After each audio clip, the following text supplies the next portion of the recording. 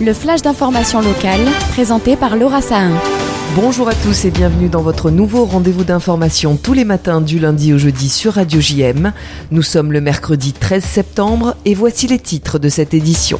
A-t-on trouvé un vaccin pour guérir le cancer ? C'est en tout cas bien parti, selon le Marseillais Fabrice Barlési, à la tête de l'Institut Gustave Roussy à Villejuif. Cet ancien chef de service de cancérologie à l'hôpital Nord estime que le vaccin thérapeutique contre le cancer du poumon pourrait être efficace sur d'autres cancers. Les premiers essais indiquent une diminution des décès de 40% sur les malades. 7 millions d'euros, c'est ce qu'a coûté à l'État la nouvelle base du RAID à Marseille. Objectif, répondre à tous les besoins de ces 25 policiers d'élite entraînés à l'antiterrorisme, mais aussi à l'arrestation des délinquants liés au narcobanditisme. Cette nouvelle base est située à 10 minutes de l'hypercentre de Marseille, au sein du grand port maritime. C'est Gérald Darmanin, le ministre de l'Intérieur, qui a inauguré la base hier, annonçant également l'arrivée d'une nouvelle unité de CRS à Marseille en novembre. De nouvelles fouilles ont été entreprises hier dans le cadre de la disparition du petit Émile dans le village du Haut-Vernay. Les enquêteurs ont fouillé une dalle de béton située à proximité de l'endroit où a disparu le petit garçon de 2 ans. Mais toujours aucune trace d'Émile. Une cellule nationale d'enquête travaille sur la mystérieuse disparition du garçonnet. Les entreprises de la région PACA enregistrent une progression de 3,7% de leur activité par rapport à l'an passé sur la même période. C'est le rapport dressé hier par l'Ordre des experts comptables de la région qui présentait son bilan du deuxième trimestre. Seuls les domaines du BTP et de la coiffure connaissent un ralentissement. Nicolas Ferrand, le président du conseil régional de l'Ordre des experts comptables PACA, reste optimiste. Les infos de la rentrée concernant l'économie en PACA, c'est une activité qui se maintient malgré une inflation.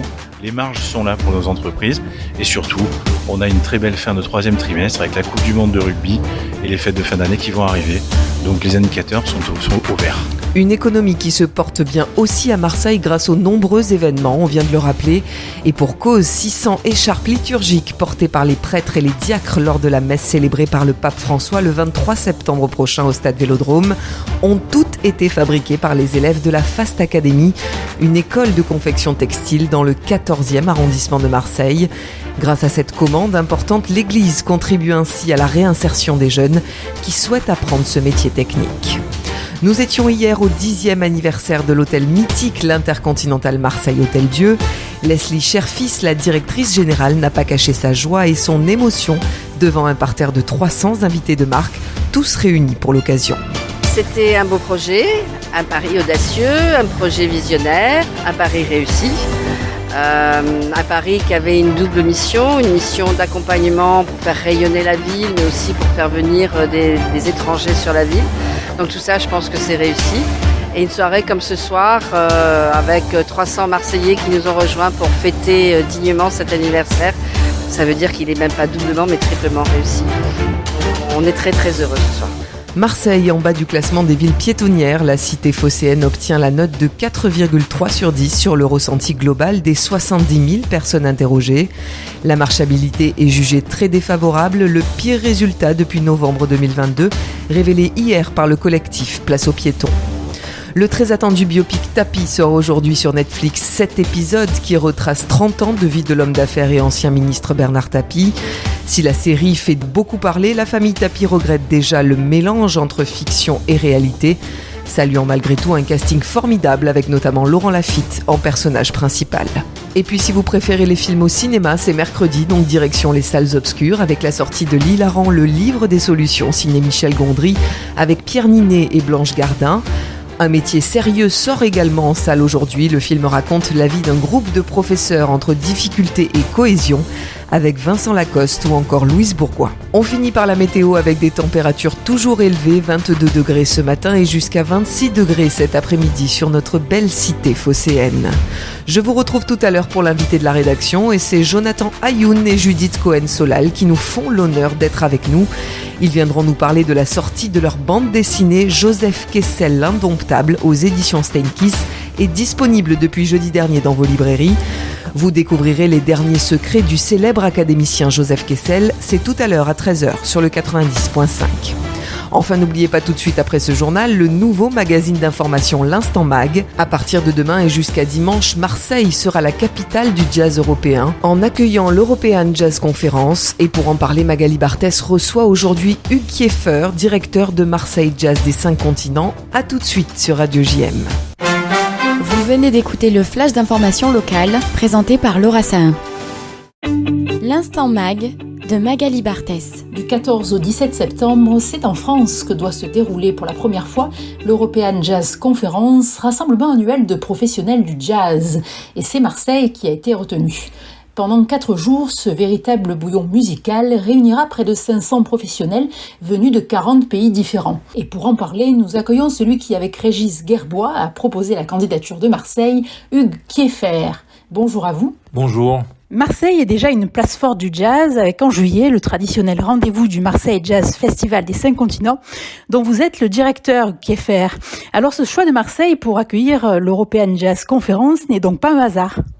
Non, c'était même une volonté claire pour nous d'accueillir, enfin comme vous l'avez dit, l'ensemble du jazz européen.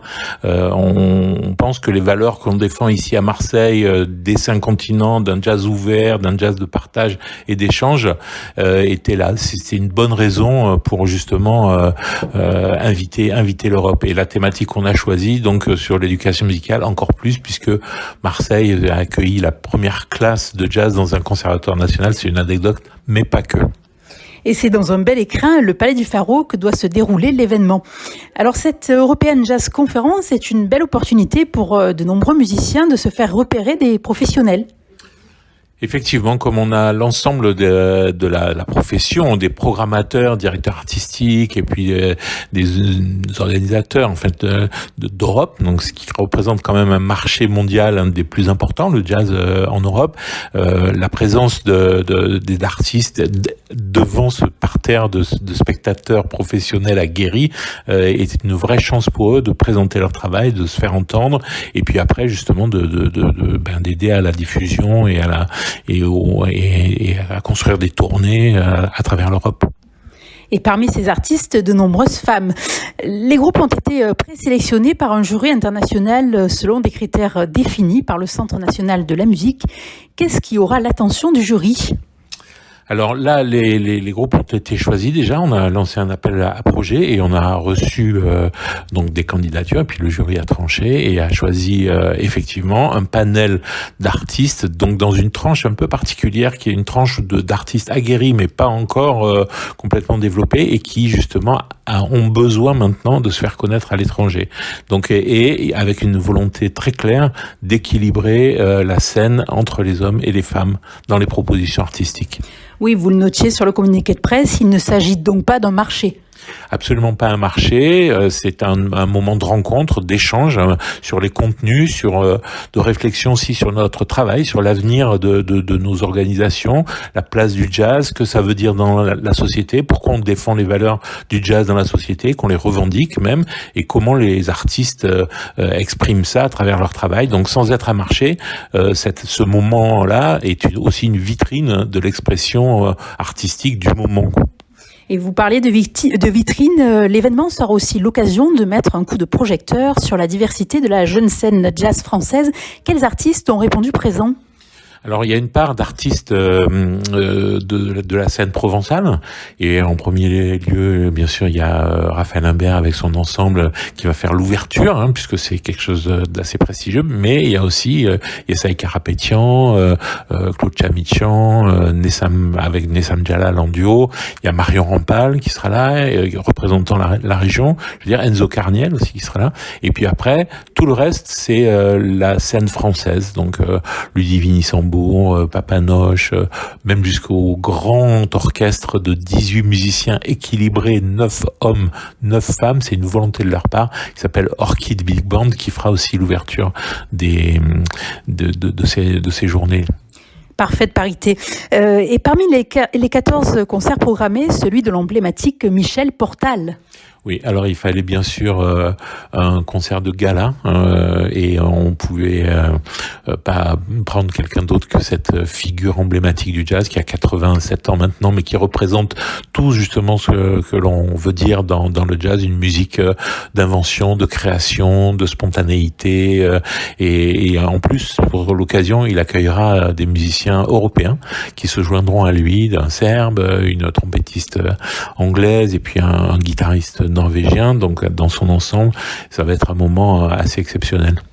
Vous avez proposé le thème de l'éducation musicale comme fil rouge des débats de cette conférence et vous avez vu juste puisque ce thème est au croisement de défis majeurs de notre époque.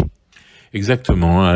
J'ai vu juste, mais j'ai été aidé encore une fois parce qu'il y a à Marseille, ils se sont posés pour la première fois, alors c'est pas le fait qu'il soit premier qui est très intéressant, mais quand même se poser les questions, comment est-ce qu'on apprend le jazz? Le jazz est une musique orale, une musique qui se transmet par la pratique, par le mentorat, on dit ça, des maîtres qui transmettent les choses, ou l'apprentissage autodidacte sur des écoutes et d'essayer de refaire, et à un moment donné, il s'est posé la question d'en faire une discipline enseignée dans les conservatoires. Donc comment on fait pour faire un enseignement académique autour d'une musique sauvage? Un bon moyen d'encourager la créativité. Et puisque c'est au contact de la diversité que la musique se révèle le mieux, vous avez convié une délégation du Festival de Saint-Louis au Sénégal. Oui, parce qu'il y avait un autre axe pour nous qui était très important, c'était le rapport du Nord avec le Sud. Marseille est vraiment au bord de l'Europe et on a cette ouverture bien sûr vers le Sud qui est puis donc traditionnellement, historiquement, enfin tout le sens. Et on a voulu mettre vraiment en avant le lien que le jazz a à travers donc les espaces, les cultures. On est le jazz des 5 continents et donc effectivement cette année on a invité de manière officielle toute la délégation du mythique, puisqu'il est même plus vieux que nous, ce festival à Saint-Louis au Sénégal. C'est un festival mythique où tous les Américains sont passés dans une ville incroyable. Et donc on est très heureux de les accueillir. Tant d'illustrations différentes d'un seul langage, le jazz. Et dans les faits, il faut souligner que ce rendez-vous sera en phase avec les enjeux actuels, puisque les repas servis auront une signature environnementale et sociale. Exactement. Ça, alors, ce sont des valeurs qu'on défend et que le réseau aussi défend sur l'inclusion, sur la proximité, aussi de défendre les valeurs de développement durable. Donc, en faisant des circuits courts, il n'y aura pas de viande. Il y a des propositions végétariennes, mais qui sont construites à partir de produits locaux. Et puis, effectivement, les structures qui ont été choisies sont des structures d'insertion par le travail. Donc, il y aura le REP qui est à la fois inclusion et formation, et puis les grandes tables qui sont, et puis tous le gaspillage, puisque parfois il y en a sur ce genre de manifestation, il n'y en aura pas, puisqu'on a pris contact avec des associations pour que le trop-plein ou le surplus soit distribué justement à l'issue des repas. Cela fait partie des critères attendus aujourd'hui, mais il fallait tout de même le souligner. Eh bien, merci beaucoup Kiefer pour cette interview, Kiefer. Et si vous souhaitez avoir plus d'informations sur l'European Jazz Conference, n'hésitez pas à consulter le site marseillejazz.com. Mais merci à vous. On espère que justement cette manifestation aura la portée que l'on veut ici et puis aussi au-delà dans toute l'Europe. Merci.